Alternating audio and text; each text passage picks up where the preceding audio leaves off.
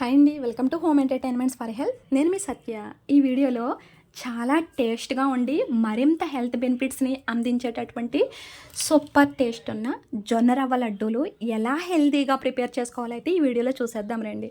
So దాంతో పాటుగానే అకేషన్గా గెస్ట్లు వచ్చినప్పుడు కానీ అప్పటికప్పుడు ఒక హాఫ్ అన్ అవర్లో చేసుకోదగ్గ సూపర్ డూపర్ టేస్టీ లడ్డూయే ఈ జొన్న రవ్వ లడ్డూలండి. మేతిచూర్ లడ్డు టేస్ట్తో ఈక్వల్గా ఉండేటటువంటి ఈ జొన్న రవ్వ లడ్డు ప్రిపరేషన్ హాఫ్ అన్ అవర్లో కంప్లీట్ అయిపోతుందండి. అంతేకాకుండా ఇది అప్పటికప్పుడు తిన్నట్లయితే కనుక చాలా బ్రహ్మాండమైన రుచితో ఉంటుందండి. సో ఇంత అద్భుతమైన ఈ లడ్డు జొన్న రవ్వ లడ్డు ఎలా ప్రిపేర్ చేసుకోవాలో చూసేద్దాం రండి. సో నేను మీకు చూపిస్తుందండి జొన్న రవ్వ. ఈ జొన్న రవ్వ మనకి మార్కెట్లో అవైలబుల్గానే దొరుకుతుంది. సో ఈ జొన్న రవ్వ బాయిల్ చేసుకోవడం అంటే ఉడకాలండి మనకి మెయిన్ జొన్న రవ్వ. దానికోసం అని చెప్పి నేను ఒక గ్లాసు జొన్న రవ్వను తీసుకుంటున్నానండి. ఈ గ్లాసు జొన్న రవ్వకి ఒక 2.5 గ్లాసుల వాటర్ వేసుకుని ప్రెషర్ కుక్కర్లో మనం 3 విజిల్స్ పెట్టుకుంటే ఉడికిపోతుందండి. కాస్త గ్యాస్ట్రిక్ సమస్య కానీ లేదు అంటే అరుగుదల సమస్య ఉన్న వాళ్ళు మాత్రం జొన్న రవ్వని 1 గంట పాటు నానబెట్టుకుని అప్పుడు ప్రెషర్ కుక్కర్లో ఉడికించుకోండి. సో మిగిలిన వాళ్ళందరూ ఈ విధంగా గ్లాస్కి 2.5 గ్లాసుల వాటర్ వేసుకుని ఒక 4 విజిల్స్ పెట్టేసుకుంటే చాలా చక్కగా జొన్న రవ్వ అనేది ఉడికిపోతుందండి. ఒకవేళ ప్రెషర్ కుక్కర్ లేని వాళ్ళు గ్లాస్కి 3 గ్లాసులు వాటర్ వేసుకుని గ్యాస్ని లో ఫ్లేమ్లో పెట్టుకుని ఉడికించుకోండి.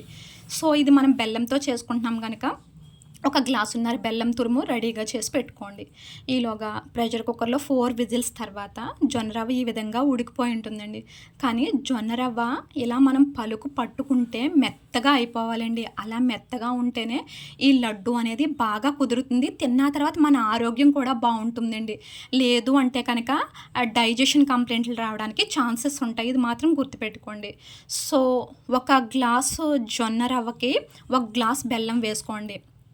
అదేవిధంగా ఇంకొక హాఫ్ గ్లాస్ పచ్చి కొబ్బరి తురుమండి. పచ్చి కొబ్బరి తురుము అనేది ఫ్రెష్గా ఉండాలి, కాస్త తీయగా ఉండాలి. అప్పుడే జొన్న రవ్వ లడ్డు టేస్ట్ బాగుంటుంది. సో హాఫ్ గ్లాస్ పచ్చి కొబ్బరి తురుముకి ఇంకొక హాఫ్ గ్లాస్ బెల్లం తురుముని యాడ్ చేసుకోండి.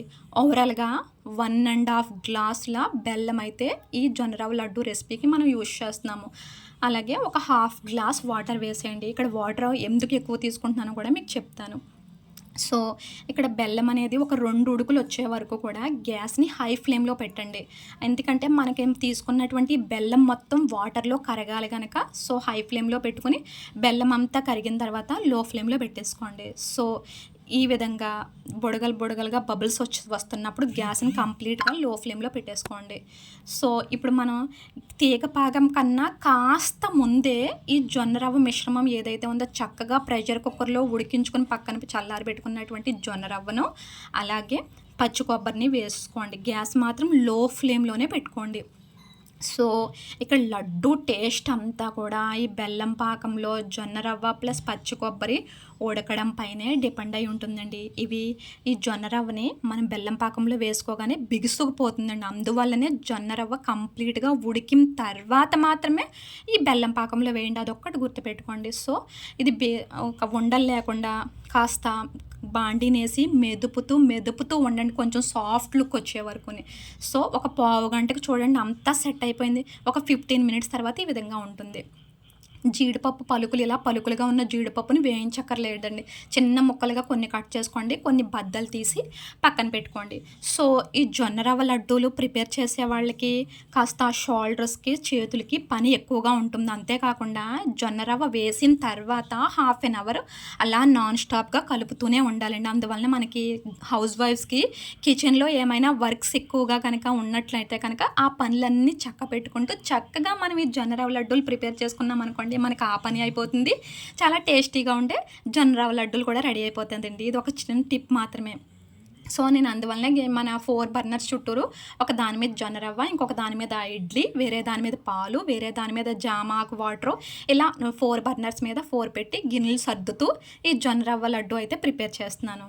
సో చూడండి దగ్గరగా ముద్దగా అయిపోయింది. ఫుల్గా జొన్న రవ్వ పచ్చి కొబ్బరి కూడా చక్కగా బెల్లం పాకంలో ఉడికి మంచి జిగురు వచ్చి చాలా బాగుంది.